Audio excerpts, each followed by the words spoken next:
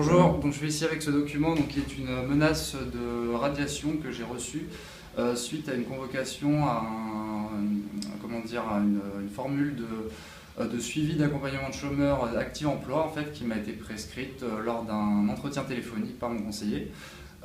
J'ai expliqué à la personne rencontrée que j'étais saisonnier et que j'étais amené à déménager, auquel cas, suite à quoi il m'a dit en fait qu'il ne pouvait m'intégrer dans sa base, dans son programme d'accompagnement.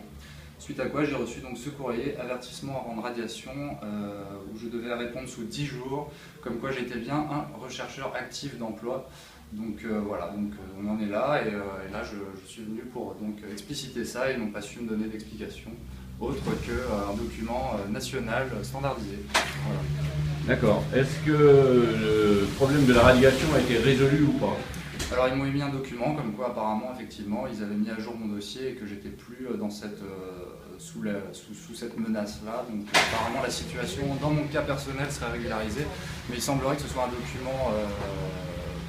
document qui soit pas spécifique à moi, mais qui soit envoyé de manière généralisée en fait à tout un tas de demandeurs d'emploi.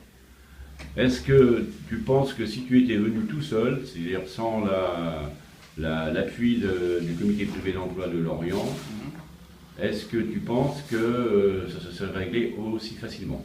J'ai un doute sur la question, je vous laisse, peut-être vous saurez mieux que moi, possiblement que non, peut-être que j'aurais eu plus de problèmes si j'étais pas venu avec des personnes informées et qui m'avaient appuyé physiquement aussi.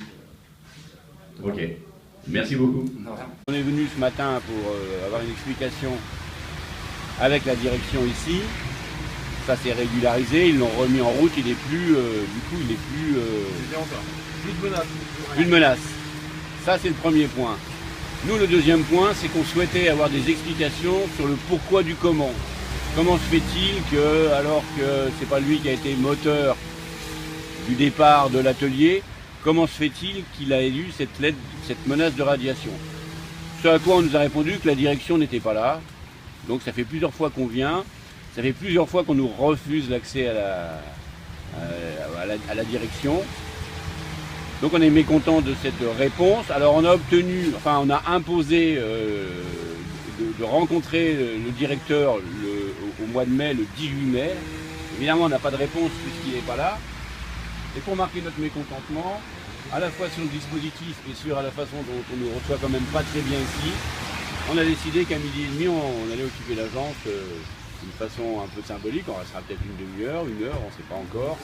Mais en tout cas, voilà, on va leur dire que ça suffit de se moquer de nous et de nous mépriser.